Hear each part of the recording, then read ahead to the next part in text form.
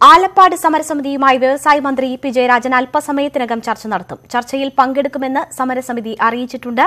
ഖനനം നിർത്തില്ലെന്ന ഉറച്ച നിലപാടിലാണ് സർക്കാർ. വിവരങ്ങളുമായി വി അരുൺ ചേരുന്നു. അരുൺ, എത്രമാത്രം പ്രതീക്ഷയോടുകൂടിയാണ് ഈ ചർച്ചയെ കാണുന്നത്? സമരസമിതിയെ പ്രതിനിധീകരിച്ച് ആരൊക്കെയാണ് ചർച്ചയിൽ പങ്കെടുക്കുന്നത്?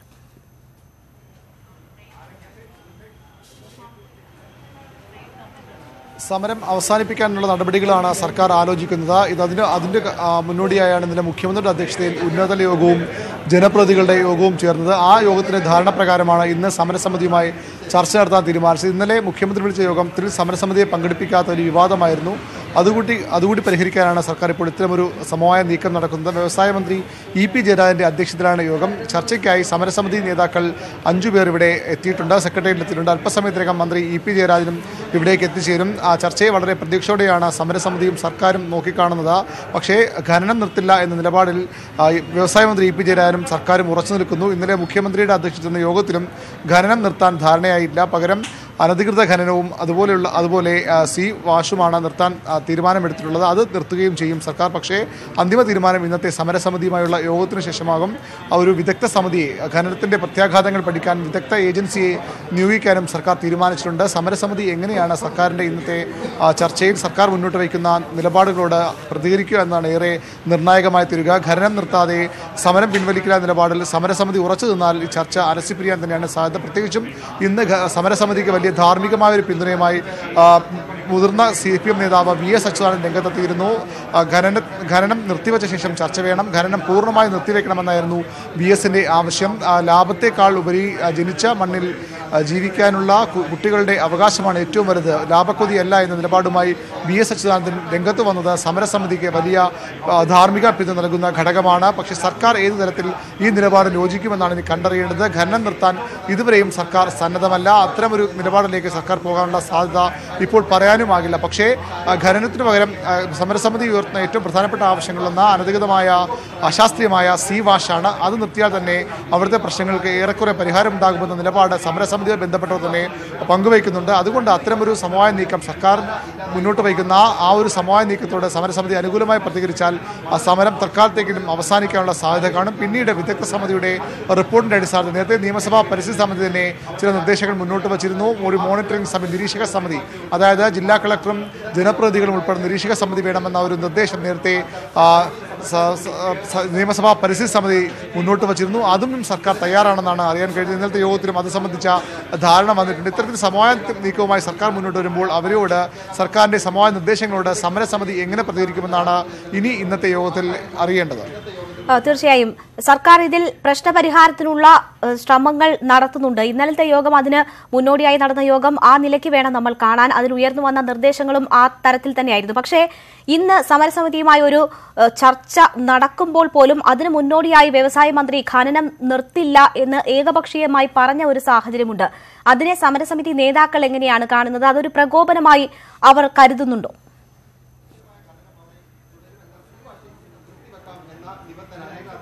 വ്യവസായ മന്ത്രിയുടെ നിലപാടിനെ അത്തരത്തിൽ കാണേണ്ടതില്ല. കാരണം അത് സർക്കാർ നിലപാട് തന്നെയാണ് അദ്ദേഹം വ്യക്തമാക്കുന്നത്. ഈ സമരത്തിന്റെ ആദ്യഘട്ടങ്ങളിൽ സർക്കാരിൻ്റെതായ വന്ന പ്രതികരണങ്ങളിൽ ശ്രദ്ധേയമായത് ഒന്ന് കൊല്ലത്തുള്ള മന്ത്രി ജെ മേഴ്സിക്കുട്ടിയമ്മയുടെയും അതുപോലെ തന്നെ വ്യവസായ മന്ത്രി ഇ പി ജയരാജന്റെയുമായിരുന്നു. രണ്ടുപേരും സമരത്തെ തള്ളിപ്പറയുകയാണ് ആദ്യഘട്ടത്തിൽ ചെയ്തത്. പിന്നീട് മേഴ്സിക്കുട്ടിയമ്മ നിലപാട് മയപ്പെടുത്തിയെങ്കിലും നിലപാടിൽ ഉറച്ച് ഇ പി ജയരാജൻ മുന്നോട്ട് പോയി. ഈ സമരത്തിന്റെ ഒരു സാങ്കത്യത്തെ, അതിന്റെ ഉദ്ദേശ്യശുദ്ധിയെ പോലും ചോദ്യം ചെയ്തുകൊണ്ട് ജയരാജൻ രംഗത്ത് വരികയും ചെയ്തു. സമരത്തിന് പിന്നിൽ മലപ്പുറം ജില്ലയിൽ നിന്നുള്ളവരാണെന്ന ആരോപണം ഉന്നയിച്ച് ജയരാജൻ വലിയ വിവാദത്തിൽപ്പെടുകയും ചെയ്തു. പക്ഷേ ഇന്ന് ജയരാജൻ പറഞ്ഞ നിലപാട് സർക്കാർ നിലപാട് തന്നെ വേണം കാണണം. കാരണം ഇന്നലെ ഉന്നതതല യോഗത്തിലും ജനപ്രതിനിധികളുമായ യോഗത്തിലും മുഖ്യമന്ത്രിയും പറഞ്ഞത് ഖനനത്തെ പൂർണ്ണമായി നിർത്തുന്ന നിലപാടിലേക്കല്ല സർക്കാർ ആലോചിക്കുന്നത്. ഖനനത്തിൽ വലിയ പ്രശ്നങ്ങളുണ്ട്. പ്രത്യേകം സി വാഷ് സംബന്ധിച്ച് വലിയ പ്രശ്നങ്ങൾ അവിടെ നിലനിൽക്കുന്നുണ്ട്. അത് അവിടുത്തെ പരിസ്ഥിതി ദോഷകരെ ബാധിക്കുന്നുണ്ടെന്ന നിയമസഭാ പരിസ്ഥിതി സമിതിയുടെ കണ്ടെത്തലുണ്ട്. അതുകൊണ്ട് സി വാഷ് നിർത്തിവെക്കാം. ആ ഒരു നിലപാടാണ് ഇന്നലെയും പ്രഖ്യാപിച്ചത്. സി വാഷ് നിർത്താൻ സർക്കാർ തയ്യാറുമാണ്. ആ നിലപാടാണ് ഇന്ന് ഇ പി ജയരാജൻ ആവർത്തിച്ചത്. അതുകൊണ്ട് അത് പ്രകോപനമായി കാണുവാൻ കഴിയുമോ എന്നത് ഇപ്പോൾ പറയാൻ കഴിയില്ല. എങ്കിലും സമരസമിതി ഏറ്റവും അധികം പ്രതീക്ഷ അർപ്പിക്കുന്നത് ഇന്ന് VS അച്യുതാനന്ദൻ ലഭിച്ച ഒരു ധാർമ്മിക പിന്തുണയാകും. നേരത്തെ VM സുധീരൻ അടക്കമുള്ള നേതാക്കളും പിന്തുണയുമായി രംഗത്ത് വന്നിരുന്നു. CPIക്കും ഖനനം നിർത്തിയ ശേഷം ചർച്ച വേണമെന്ന ഒരു നിലപാടുണ്ട്. പക്ഷേ പരസ്യമായി ഇത് പറഞ്ഞ് വിവാദത്തിലേക്ക് കടക്കാൻ ഈ ഘട്ടത്തിൽ CPI തയ്യാറായിട്ടില്ല. CPIയുടെ ജില്ലാ നേതൃത്വവും CPM ജില്ലാ നേതൃത്വവും സമരക്കാർക്ക് ഒപ്പമാണ്. ധാർമ്മികമായെങ്കിലും പൂർണ്ണ പിന്തുണ അവർക്ക് പരസ്യമായി നൽകുന്നതിൽ കൂടി ജില്ലാ നേതൃത്വങ്ങൾ ആലപ്പാട്ടുകാർക്ക് ഒപ്പമാണ്. അതിന് വളരെ വ്യക്തമായ കാരണവുമുണ്ട്. അവിടുത്തെ രാഷ്ട്രീയ സാഹചര്യം തന്നെയാണ് അതിൻ്റെ പ്രധാന കാരണം. ഇടതുമുന്നണിക്ക് വലിയ വേരോട്ടമുള്ള, ഇടതുമുന്നണിക്ക് വലിയ ആധിപത്യമുള്ള ഒരു ജില്ലയിൽ ഇത്തരമൊരു സമരം ലോക്സഭാ തെരഞ്ഞെടുപ്പ് അടക്കം ശക്തിപ്പെട്ടു വന്നാൽ അത് മുന്നണിയുടെ അവരുടെ സാധ്യതകളെ പോലും ബാധിക്കുമെന്ന് അവിടുത്തെ നേതൃത്വം ഭയപ്പെടുന്നു. അതുകൊണ്ട് തന്നെ പൂർണ്ണമായും സമരക്കാർ തള്ളിക്കൊണ്ടുള്ള ഒരു സമീപനം, നിലപാട് സർക്കാർ സ്വീകരിക്കില്ല. ഇന്നത്തെ ചർച്ചയിൽ EP ജയരാജനും അതിന് സമാനമായ നിലപാടായിരിക്കും സ്വീകരിക്കുക. സമരം തീർക്കാനുള്ള വഴികൾ തന്നെയാകും സർക്കാർ തേടുക. പക്ഷേ അപ്പോഴും ഖനനം നിർത്തിവെക്കണമെന്ന ആവശ്യം, ആ ആവശ്യത്തിൽ സമരക്കാർ ഉറച്ചു നിന്നാൽ ഈ ചർച്ചയുടെ ഭാവി എന്താണെന്ന് പ്രവചിക്കാൻ കഴിയാത്തൊരവസ്ഥയിലേക്ക് കാര്യങ്ങൾ പോകുമെന്നാണ് നമുക്ക് ഇപ്പോൾ സൂചിപ്പിക്കാൻ കഴിയുന്നത്. തീർച്ചയായും എന്തായാലും വ്യവസായ മന്ത്രിയുമായുള്ള ചർച്ച സമരസമിതി നടത്താൻ പോവുകയാണ്. അല്പസമയത്തിനകം ചർച്ച ആരംഭിക്കും. അതിലായിരിക്കും സമരസമിതി അവരുടെ നിലപാട് വ്യക്തമാക്കുക. ഖനനം തുടർന്നുകൊണ്ടുള്ള ഏതെങ്കിലും തരത്തിലുള്ള ഒത്തുതീർപ്പിലേക്ക് പോകുമോ എന്നത് സമരസമിതി നേതാക്കൾ ഇതുവരെയും വ്യക്തമാക്കിയിട്ടും ഇല്ല. എന്തായാലും ചർച്ചയ്ക്ക് ശേഷമാകും അവരുടെ നിലപാട് അവർ അറിയിക്കുക. VV അരുണാണ് വിവരങ്ങൾ നൽകിയത്. ആലപ്പാട്ടെ ഖനനഭൂമി വാസയോഗ്യമാക്കണമെന്ന് CPI സംസ്ഥാന സെക്രട്ടറി കാനം രാജേന്ദ്രൻ. നിയമസഭാ പരിസ്ഥിതി കമ്മിറ്റിയുടെ റിപ്പോർട്ടിലെ നിർദ്ദേശങ്ങൾ നടപ്പാക്കി ഖനനം തുടരാമെന്നും കാനം പറഞ്ഞു. കേരള നിയമസഭയുടെ പരിസ്ഥിതി കമ്മിറ്റി അത് സംബന്ധിച്ചൊരു റിപ്പോർട്ട് സമർപ്പിച്ചിട്ടുണ്ട്. നിങ്ങളൊക്കെ ഈ ചോദ്യം ചോദിക്കുന്ന സമയത്ത് ഇവിടെ നിയമസഭാ ലൈബ്രറിയിൽ നിന്ന് ആ റിപ്പോർട്ട് വായിച്ചു നോക്കണം. അതിനകത്ത് ഏറ്റവും ക്രിയേറ്റീവായിട്ടുള്ള നിർദ്ദേശങ്ങളാണ് വെച്ചിട്ടുള്ളത്. അതിലൊരിടത്തും ഖനനമില്ല, അവസാനിപ്പിക്കണം എന്ന് പറഞ്ഞിട്ടില്ല. ആ ഉത്തരവാദിത്തോടു കൂടി ഗവൺമെൻറ് അതിനകത്ത് ഇടപെടുകയും പ്രശ്നങ്ങൾക്ക് പരിഹാരം ഉണ്ടാക്കുകയും ചെയ്യും. അല്ല, അതിനെ സംബന്ധിച്ചിടത്തോളം ഇതിന് ഹോളിഡേ വേണമെന്നും റീഫില്ല് ചെയ്യണമെന്നും റീഫില്ല് ചെയ്താൽ മരം വെച്ച് പിടിപ്പിക്കണമെന്നും നിയമസഭാ കമ്മിറ്റി റിപ്പോർട്ട് ചെയ്തിട്ടുണ്ട്. കൊടുവള്ളിയിലെ ഇടത് സ്വതന്ത്ര MLA കാരാട്ട് റസാഖിന്റെ തെരഞ്ഞെടുപ്പ് ഹൈക്കോടതി റദ്ദാക്കി. UDF സ്ഥാനാർത്ഥി MA റസാഖിനെ വ്യക്തിഹത്യ ചെയ്യുന്ന രീതിയിൽ വീഡിയോ പ്രചരിപ്പിച്ചെന്ന് കണ്ടെത്തിയാണ് നടപടി. MA റസാഖിനെ വിജയിയായി പ്രഖ്യാപിക്കണമെന്ന ആവശ്യം കോടതി തള്ളി. അപ്പീൽ പോകുന്നതിനായി വിധി കോടതി 1 മാസത്തേക്ക് സ്റ്റേ ചെയ്തു. കൊടുവള്ളി മണ്ഡലത്തിലെ മുസ്ലിം ലീഗ് സ്ഥാനാർത്ഥി MA റസാഖിനെ അപകീർത്തിപ്പെടുത്തുന്ന വീഡിയോകൾ കുടുംബയോഗങ്ങളിലും പൊതുസ്ഥലത്തും പ്രദർശിപ്പിച്ചു എന്ന കേസിലാണ് വിധി. ജനപ്രാതിനിധ്യ നിയമത്തിന്റെ ലംഘനമാണിതെന്ന് ഹൈക്കോടതി കണ്ടെത്തി. മുസ്ലിം ലീഗ് പ്രവർത്തകനായ KP മുഹമ്മദ് നൽകിയ ഹർജിയിലാണ് ജസ്റ്റിസ് എബ്രഹാം മാത്യുവിന്റെ വിധി. വീഡിയോ നിർമ്മിച്ചതിന്റെ കണക്ക് തെരഞ്ഞെടുപ്പ് കണക്കിൽ കാണിച്ചിട്ടില്ലെന്നുള്ള വാദവും കോടതി അംഗീകരിച്ചു. കുറഞ്ഞ ഭൂരിപക്ഷത്തിനാണ് കാരാട്ട് റസാഖ് വിജയിച്ചത്. അതിനാൽ ഈ വീഡിയോ പ്രദർശനം തെരഞ്ഞെടുപ്പ് വിജയത്തെ സ്വാധീനിച്ചിട്ടുണ്ടാകുമെന്നും കോടതി വിലയിരുത്തി. വിജയിയായി പ്രഖ്യാപിക്കണം എന്ന MA റസാഖിന്റെ ആവശ്യം കോടതി അംഗീകരിച്ചില്ല. അപ്പീൽ നൽകുന്നതിനായി വിധിക്ക് 30 ദിവസത്തെ സ്റ്റേ അനുവദിച്ചു. സ്റ്റേ കാലയളവിൽ നിയമസഭാ നടപടികളിൽ പങ്കെടുക്കാമെങ്കിലും ആനുകൂല്യങ്ങൾ കൈപ്പറ്റാൻ കഴിയില്ല. ആരെയും വ്യക്തിഹത്യ നടത്തിയിട്ടില്ലെന്നായിരുന്നു കാരാട്ട് റസാഖിന്റെ പ്രതികരണം. നിയോജകമണ്ഡലത്തിൽ 2 വോട്ടർമാരാണ് ഇവിടെ പരാതി നൽകിയിട്ടുള്ളത്. എതിർ സ്ഥാനാർത്ഥി പരാതി നൽകിയിട്ടില്ല. അങ്ങനെ ഒരു വ്യക്തിഹത്യ എതിർ സ്ഥാനാർത്ഥിക്കെതിരെ നടത്തിയിട്ടുണ്ടെങ്കിൽ അദ്ദേഹമായിരുന്നു എനിക്കെതിരെ പരാതി കോടതിയിൽ കൊടുക്കേണ്ടിയിരുന്നത്. അങ്ങനെ ഒരു സംഭവം ഇല്ലാത്തത് കൊണ്ടാണ് അദ്ദേഹം പരാതി കൊടുക്കാതിരുന്നത്. നേരത്തെ ഞാൻ മുസ്ലിം ലീഗ് ഉണ്ടായ സമയത്ത് എന്നോട് കടുത്ത വിരോധം ഉള്ള 2 വോട്ടർമാരാണ്, മുസ്ലിം ലീഗിൻ്റെ 2 പ്രധാന നേതാക്കന്മാരാണ് എനിക്കെതിരെ പരാതി കൊടുത്തിട്ടുള്ളത്. കൊടുവള്ളിയിലെ മുസ്ലിം ലീഗ് നേതാവായിരുന്ന കാരാട്ട് റസാഖ് സീറ്റ് തർക്കത്തെ ചൊല്ലിയാണ് പാർട്ടി വിട്ട് ഇടതു സ്വതന്ത്രനായി കൊടുവള്ളിയിൽ മത്സരിച്ചത്. 573 വോട്ടുകൾക്കായിരുന്നു വിജയം. നേരത്തെ കോഴിക്കോട് മണ്ഡലത്തിലെ മുസ്ലിം ലീഗ് MLA KM ഷാജിയുടെ തെരഞ്ഞെടുപ്പ് വിജയം ഇടതു സ്ഥാനാർത്ഥിയായ MV നികേഷ് കുമാറിന്റെ ഹർജിയിൽ ഹൈക്കോടതി റദ്ദാക്കിയിരുന്നു. ന്യൂസ് 18 കൊച്ചി.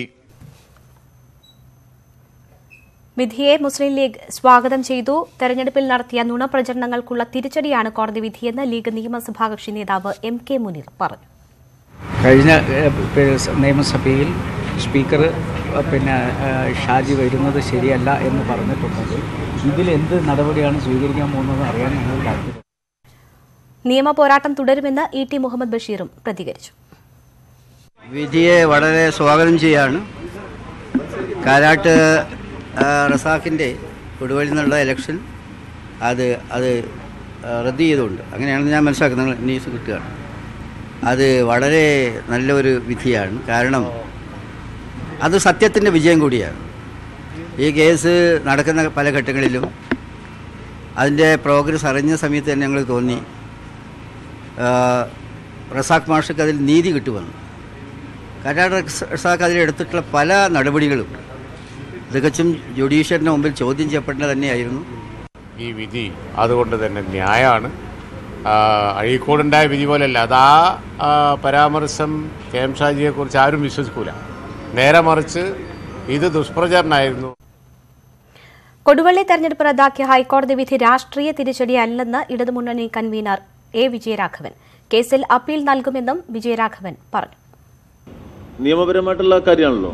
അപ്പോൾ കോടതി ഒരു വിധി നടത്തിയാൽ ആ കോടതി വിധിയാണ് ഇപ്പോൾ നമ്മുടെ നാട്ടിൽ വിധി അംഗീകരിക്കാനേ മാർഗുള്ളൂ. ആ വിധിയുടെ മേലെ അതിൻ്റെ മുകളിലുള്ള കോടതിയിൽ അപ്പീൽ പോവുക എന്നുള്ളതാണ് സാധാരണ നമ്മൾ സ്വീകരിക്കുന്ന ഒരു പ്രക്രിയ. അത് ആ നിലയിൽ അത് പോവുകയാണ് ചെയ്യുക. അതിനൊരു രാഷ്ട്രീയ തിരിച്ചടിയായിട്ട് കാണേണ്ടതില്ല. വിധി അന്തിമമല്ലെന്ന് സിപിഐ സംസ്ഥാന സെക്രട്ടറി കാനം രാജേന്ദ്രനും. വിധി LDFനുള്ള തിരിച്ചടിയല്ല, നിയമപരമായി മുന്നോട്ടു പോകുമെന്നും കാനം രാജേന്ദ്രൻ തിരുവനന്തപുരത്ത് പറഞ്ഞു. തെരഞ്ഞെടുപ്പുണ്ടായാൽ സ്വാഭാവികമായിട്ടും കേസുകളുണ്ടാകും. ആ കേസുകൾ വിധിയാവും. അതിൻ്റെ മുകളിൽ അപ്പീൽ പോകും. ഇതൊക്കെ സാധാരണയല്ലേ.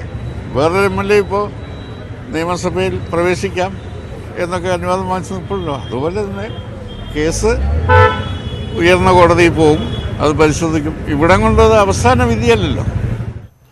വിധി രാഷ്ട്രീയ തിരിച്ചടിയല്ലെന്ന് CPM സംസ്ഥാന സെക്രട്ടറി കോടിയേരി ബാലകൃഷ്ണൻ. സാങ്കേതിക കാര്യങ്ങളാണ് കോടതി പരിശോധിച്ചത്. KM ഷാജിയുടെ വിധിയും ഇതും തമ്മിൽ വ്യത്യാസമുണ്ട്. വിധിക്കെതിരെ മേൽക്കോടതിയെ സമീപിക്കുമെന്നും കോടിയേരി തിരുവനന്തപുരത്ത് പറഞ്ഞു. ഹൈക്കോടതി വിധിയാണ്. ഹൈക്കോടതി വിധിക്കെതിരായി സ്വാഭാവികമായിട്ടും സുപ്രീം കോടതിയിൽ അപ്പീൽ പോകും. ഉപരിക്കോടതിയെ സമീപിച്ചുകൊണ്ട് ഉള്ള കാര്യങ്ങൾ ബോധ്യപ്പെടുത്താൻ ശ്രമിക്കും. ലോക്സഭാ തെരഞ്ഞെടുപ്പ് പ്രവർത്തനങ്ങൾക്ക് തുടക്കം കുറിച്ച് ഇടതുമുന്നണി. തെരഞ്ഞെടുപ്പ് പ്രചരണാർത്ഥം ഫെബ്രുവരിയിൽ 2 മേഖലാ ജാഥകൾ നടത്തും. വിപുലീകൃത ഇടതുമുന്നണിയുടെ ആദ്യ യോഗത്തിലാണ് തീരുമാനം. R ബാലകൃഷ്ണപിള്ള പങ്കെടുത്ത യോഗത്തിൽ നിന്ന് VS അച്യുതാനന്ദൻ വിട്ടുനിന്നു. ശില്പശാലകളും പാർട്ടി പഠന ക്ലാസുകളും പൂർത്തിയാക്കി ഇടതുമുന്നണി തെരഞ്ഞെടുപ്പ് പ്രചരണത്തിലേക്ക് കടക്കുകയാണ്. ശബരിമല അടക്കമുള്ള വിഷയങ്ങളിലെ നിലപാട് വിശദീകരിക്കാൻ 140 മണ്ഡലങ്ങളുടെയും കടന്നുപോകുന്ന പ്രചരണ ജാഥ നടത്തും. തെക്കൻ മേഖലാ ജാഥ CPM സംസ്ഥാന സെക്രട്ടറി കോടിയേരി ബാലകൃഷ്ണനും വടക്കൻ മേഖലാ ജാഥ CPI സംസ്ഥാന സെക്രട്ടറി കാനം രാജേന്ദ്രനും നയിക്കും. ഒന്ന് തിരുവനന്തപുരത്തു നിന്നും മറ്റൊന്ന് കാസർഗോഡ് നിന്നും പര്യടനം ആരംഭിച്ച് തൃശ്ശൂരിൽ മാർച്ച് മാസം 2-ാം തീയതി വലിയ റാലിയോടുകൂടി സമാപിപ്പിക്കണമെന്നാണ് ഉദ്ദേശിക്കുന്നത്. മുന്നണിയിലെ പുതിയ അംഗങ്ങൾക്ക് കൂടി പ്രാതിനിധ്യം നൽകി ജില്ലാ കമ്മിറ്റികൾ ഈ മാസം തന്നെ പുനഃസംഘടിപ്പിച്ച് ജില്ലാ നേതൃയോഗങ്ങൾ ചേരും. R ബാലകൃഷ്ണപിള്ളയും KB Ganesh Kumar MLAയുമാണ് Kerala Congress BA പ്രതിനിധാനം ചെയ്ത് ഇന്നത്തെ LDF യോഗത്തിൽ പങ്കെടുത്തത്. പിള്ളയുടെ ഏറ്റവും വലിയ വിമർശകനായ VS അച്യുതാനന്ദൻ യോഗത്തിൽ പങ്കെടുത്തില്ല. കേരള കോൺഗ്രസ് ബിയുടെ മുന്നണി പ്രവേശത്തിലെ അതൃപ്തി VS നേരത്തെ പരസ്യമാക്കിയിരുന്നു. VSന്റെ അസാന്നിധ്യത്തിൽ അസ്വാഭാവികതയില്ലെന്നാണ് മുന്നണി നേതൃത്വത്തിന്റെ പ്രതികരണം. ഏതെങ്കിലും വ്യക്തികളോട് സ്ഥിരമായ വിരോധമോ സ്ഥിരമായ സ്നേഹം എന്നുള്ളതോ അല്ലല്ലോ. രാഷ്ട്രീയ നിലപാടുകളുമായി ബന്ധപ്പെട്ടിരുന്ന അത്തരം വിഷയങ്ങൾ വരുന്നത്. ഏതായാലും ഇതിൽ പ്രത്യേകിച്ച് ഒന്നുമില്ല. മുന്നണി പ്രവേശനം സന്തോഷം നൽകുന്നതെന്ന് R ബാലകൃഷ്ണപിള്ള. നല്ല ഭംഗിയായിട്ട്, വളരെ ഭംഗിയായിട്ട്. ശബരിമല വിവാദം കത്തിനിൽക്കുമ്പോഴും രാഷ്ട്രീയ അന്തരീക്ഷം അനുകൂലമെന്നാണ് ഇടതുമുന്നണി വിലയിരുത്തൽ. സീറ്റ് വിഭജന ചർച്ചകൾക്ക് മുന്നോടിയായി ഘടകകക്ഷികളുമായി CPMന്റെ ഉഭയകക്ഷി ചർച്ച ഉടൻ ആരംഭിക്കും. ന്യൂസ് 18 തിരുവനന്തപുരം. കേരളത്തിൽ രാഹുൽ ഗാന്ധിയുടെ നിരവധി റോഡ് ഷോയുമായി പ്രചരണം കൊഴുപ്പിക്കാൻ കോൺഗ്രസ്. രാഹുൽ ഗാന്ധി പങ്കെടുക്കുന്ന ഒരു റാലിക്ക് പുറമെ വിവിധ മേഖലകളിൽ റോഡ് ഷോകൾ സംഘടിപ്പിക്കും. 28 അംഗ പ്രചാരണ സമിതിയും 15 അംഗങ്ങൾ വീതമുള്ള മീഡിയ ഏകോപന സ്ഥാനാർത്ഥി നിർണയ സമിതികളും ഉടൻ പ്രഖ്യാപിക്കും. നരേന്ദ്രമോദിയുടെ തിരഞ്ഞെടുപ്പ് റാലികൾ BJP കേരളത്തിൽ ആസൂത്രണം ചെയ്യുന്നതിനുള്ള കോൺഗ്രസിന്റെ മറുപടിയാണ് രാഹുൽ ഗാന്ധിയുടെ റോഡ് ഷോകൾ. റോഡ് ഷോകളാകുമ്പോൾ പരമാവധി മേഖലകളിൽ വോട്ടർമാരെ ആകർഷിക്കാമെന്നാണ് കണക്കുകൂട്ടൽ. പ്രചാരണം തുടങ്ങിയാൽ രാഹുലിന്റെ ഒരു റാലി മാത്രമാണ് നിലവിൽ കേരളത്തിൽ നിശ്ചയിച്ചിട്ടുള്ളത്. AK ആന്റണി, മുകുൾ വാസ്നിക് എന്നിവർക്ക് പുറമെ കോൺഗ്രസ് മുഖ്യമന്ത്രിമാരും സംസ്ഥാനത്ത് പ്രചരണത്തിനെത്തും. ഡിജിറ്റൽ മീഡിയ സെല്ലിന്റെ നേതൃത്വത്തിൽ യുവ വോട്ടുകൾ ലക്ഷ്യമിട്ട് സമൂഹ മാധ്യമങ്ങളിലൂടെയും വ്യാപക പ്രചാരണം നടത്തും. BJPക്കെതിരെ ദേശീയ വിഷയങ്ങൾ ഉന്നയിക്കുമ്പോൾ സംസ്ഥാന സർക്കാരിനെതിരെ ശബരിമല പ്രചാരണായുധമാകും. BJPയെ തടയാൻ കോൺഗ്രസിന് ഒരു വോട്ടെന്നതാകും അഭ്യർത്ഥന. ദേശീയതലത്തിൽ ഒരു സഖ്യത്തിന്റെയും ഭാഗമല്ലാത്തതിനാൽ ഇടതു പാർട്ടികൾ ജയിച്ചാൽ തന്നെ BJPക്ക് വീണ്ടും അധികാരത്തിൽ വരാൻ വഴിയൊരുങ്ങുമെന്നും കോൺഗ്രസ് ചൂണ്ടിക്കാണിക്കും. K മുരളീധരൻ അധ്യക്ഷനായ പ്രചാരണ സമിതിയിൽ സാംസ്കാരിക നായകരും യുവജന നേതാക്കളുമടക്കം 28 പേരെ ഉൾപ്പെടുത്തും. മാധ്യമ സ്ഥാനാർത്ഥി നിർണയ ഏകോപന സമിതികളിൽ പരമാവധി 15 വീതം അംഗങ്ങളാണുണ്ടാവുക. M Unnikrishnan, news 18 Delhi. ലോക്സഭാ തെരഞ്ഞെടുപ്പിൽ കോട്ടയത്തിന് പുറമെ ഒരു സീറ്റ് കൂടി ആവശ്യപ്പെട്ട് കേരള കോൺഗ്രസ് എം. UDF യോഗത്തിലാണ് കേരള കോൺഗ്രസ് എം നിലപാട് അറിയിച്ചത്. TG സജിത്ത് ചേരുന്നു. സജിത്തിലേക്ക് വരാം. ലോക്സഭാ തെരഞ്ഞെടുപ്പിൽ കോട്ടയത്തിന് പുറമെ ഒരു സീറ്റ് കൂടി വേണമെന്നാണ് കേരള കോൺഗ്രസ് എം ആവശ്യമുന്നയിച്ചിരിക്കുന്നത്. ഇന്ന് ചേർന്ന UDF യോഗത്തിലാണ് കേരള കോൺഗ്രസ് എം നിലപാട് അറിയിച്ചത്. നേരത്തെ മുസ്ലിം ലീഗും സമാനമായ ഒരു നീക്കം നടത്തിയിരുന്നു. ഒരു സീറ്റ് കൂടുതൽ ആവശ്യപ്പെടാൻ മുസ്ലിം ലീഗും തീരുമാനിച്ചിട്ടുണ്ടായിരുന്നു.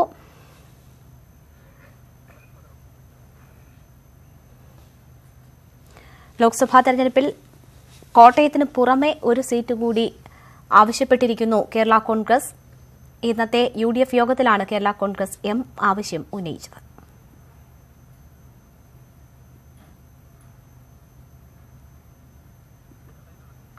TG സജിത്ത് ചേരുന്നു. സജിത്ത്, എന്തൊക്കെയാണ് വിശദാംശങ്ങൾ? ലോക്സഭാ തെരഞ്ഞെടുപ്പിൽ ഇത്തവണ 2 സീറ്റ് ആവശ്യമാണ് കേരള കോൺഗ്രസ് ഉന്നയിക്കുന്നത്. കോട്ടയത്തിന് പുറമെ ഇടുക്കി ലക്ഷ്യമിട്ടാണ് കേരള കോൺഗ്രസിന്റെ നീക്കം. യോഗത്തിൽ പങ്കെടുത്ത PJ ജോസഫാണ് ഇന്ന് കേരള കോൺഗ്രസിന് വേണ്ടി ഈ നിലപാട് എടുത്തത്. മുമ്പ് 3 സീറ്റുകളിൽ വരെ മത്സരിച്ചിരുന്ന പാർട്ടിയാണ് കേരള കോൺഗ്രസ്. പിന്നീട് ഒരു സീറ്റിലേക്ക് ഒതുങ്ങിപ്പോയി. അതുകൊണ്ട് ഇത്തവണ തങ്ങൾക്ക് 2 സീറ്റ് എന്ന ആവശ്യത്തിൽ വിട്ടുവീഴ്ചയില്ല എന്നതായിരുന്നു PJ ജോസഫ് യോഗത്തിലെടുത്ത നിലപാട്. അതേസമയം ജോസ് കെ മാണി സീറ്റ് വിഷയത്തിൽ വലിയ കടുത്ത നിലപാട് എടുത്തിട്ടില്ല എന്നതാണ് ലഭിക്കുന്ന സൂചനകൾ. കേരള കോൺഗ്രസ് ജേക്കബ് വിഭാഗവും ഒരു സീറ്റിന് വേണ്ടി അവകാശവാദം ഉന്നയിച്ചിട്ടുണ്ട്. ഇടുക്കി സീറ്റാണ് കേരള കോൺഗ്രസ് ജേക്കബ് ഗ്രൂപ്പ് ആവശ്യപ്പെടുന്നത്. മുസ്ലിം ലീഗ് ഇന്നത്തെ യോഗത്തിൽ കൂടുതൽ സീറ്റുകൾക്കോ മറ്റു അവകാശവാദങ്ങൾക്കോ മുതിർന്നിട്ടില്ല. എന്തായാലും ഈ വിഷയത്തിൽ കോൺഗ്രസ് നേതൃത്വം എല്ലാ ഘടകകക്ഷികളുമായി ഉഭയകക്ഷി ചർച്ച നടത്താൻ ധാരണയായിട്ടുണ്ട്.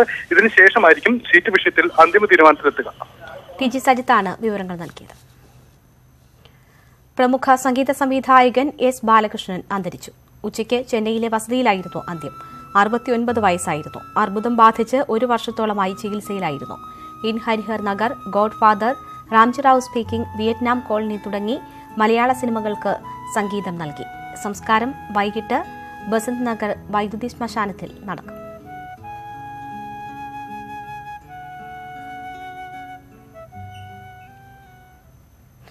തന്റെ ചിത്രങ്ങളുടെ വിജയത്തിന് പിന്നിൽ S. ബാലകൃഷ്ണന്റെ സംഗീതം വലിയ പങ്ക് വഹിച്ചുവെന്ന് സംവിധായകൻ ലാൽ അനുസ്മരിച്ചു. അതുകൊണ്ടാണ് പുള്ളിക്ക് സംഗീത സംവിധായകനായിട്ട് മുമ്പോട്ട് വരാണ്ടതിനകത്തുള്ള മടിയും കാര്യങ്ങളുണ്ടായിരുന്നു. അത്രയും പോസിറ്റീവ് പടങ്ങൾ ചെയ്തിട്ടും അദ്ദേഹം മറ്റു ചെയ്തിരിക്കുന്ന വളരെ കുറച്ച് പടങ്ങളെ പുറത്തു പിന്നെ ചെയ്തിട്ടുള്ളൂ. പിന്നെ അത് കഴിഞ്ഞിട്ട് എവിടെയാണെന്ന് പോലും അറിയാൻ പാടില്ലാത്ത അവസ്ഥ ഉണ്ടായിരുന്നു. അതിനോട് വേദനിച്ചിട്ടുള്ള ഒരു വ്യക്തിയായിട്ട് എനിക്ക് തോന്നിയിട്ട് വളരെ പാവം പിടിച്ച ഒരു സാധു മനുഷ്യനായിരുന്നു, നല്ല മനുഷ്യനായിരുന്നു. മുനമ്പം വഴി വിദേശത്തേക്ക് കടന്നവരിൽ ഡൽഹി തിലക് നഗർ നിവാസികളുള്ളതായി പോലീസിന് വിവരം. 100ലേറെ പേർ വിദേശത്തേക്ക് അനധികൃതമായി കടന്നെന്ന വിവരത്തെ തുടർന്ന് തിലക് നഗറിലേക്ക് പോലീസ് അന്വേഷണം വ്യാപിപ്പിച്ചു. ഡൽഹി അംബേദ്കർ നഗർ കോളനിയിൽ നടത്തിയ അന്വേഷണത്തിലാണ് തിലക് നഗർ നിവാസികളും കേരളം വഴി അനധികൃതമായി വിദേശത്തേക്ക് കടന്നതായി പോലീസിന് വിവരം ലഭിച്ചത്. അംബേദ്കർ കോളനിയിലെ താമസക്കാർ തന്നെയാണ് തിലക് നഗറിലെ ബന്ധുക്കൾ വിദേശത്തേക്ക് പോയതായി വെളിപ്പെടുത്തിയത്.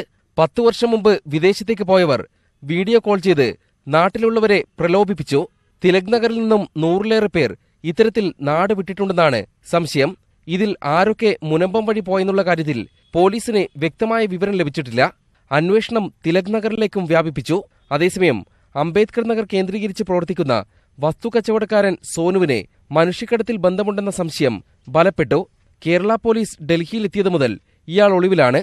സംഭവത്തിൽ കൂടുതൽ പേർ ഉൾപ്പെട്ടിട്ടുണ്ടെന്ന സൂചന ലഭിച്ചതോടെ 2 പോലീസ് ഉദ്യോഗസ്ഥർ കൂടി അന്വേഷണത്തിനായി കേരളത്തിൽ നിന്ന് ഡൽഹിയിലെത്തി. ന്യൂസ് 18 ഡൽഹി. മനുഷ്യക്കടത്തിൽ തിരുവനന്തപുരം കേന്ദ്രീകരിച്ചും കൂടുതൽ പരിശോധന. മനുഷ്യക്കടത്തിന്റെ സൂത്രധാരൻ ശ്രീകാന്തുമായി ബന്ധമുള്ളവരുടെ വീടുകളിലാണ് തെരച്ചിൽ.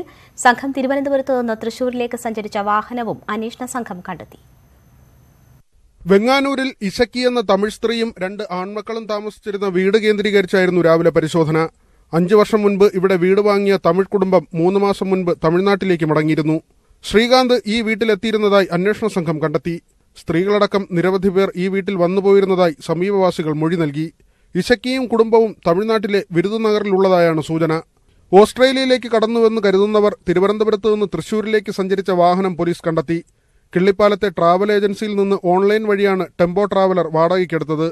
ക്ഷേത്ര ദർശനത്തിന് പോകുന്നുവെന്നാണ് ഡ്രൈവറോട് പറഞ്ഞിരുന്നത്. കൊടുങ്ങല്ലൂരാണ് സംഘത്തിലുണ്ടായിരുന്നവർ ഇറങ്ങിയത്. ശ്രീലങ്കൻ തമിഴ് വംശജരും കൂട്ടത്തിലുണ്ടായിരുന്നതായി തിരിച്ചറിഞ്ഞിട്ടുണ്ട്. ശ്രീകാന്തിന്റെ ആസൂത്രണത്തിൽ നേരത്തെയും ഓസ്ട്രേലിയയിലേക്ക് മനുഷ്യക്കടത്ത് നടന്നുവെന്നാണ് അന്വേഷണ സംഘം കരുതുന്നത്. അതേസമയം 40-ലധികം പേരുമായി ഓസ്ട്രേലിയയിലേക്ക് കടന്നുവെന്ന് കരുതുന്ന ബോട്ട് കണ്ടെത്താൻ ഇതുവരെ സാധിച്ചിട്ടില്ല. V Vinod, news 18, Thiruvananthapuram.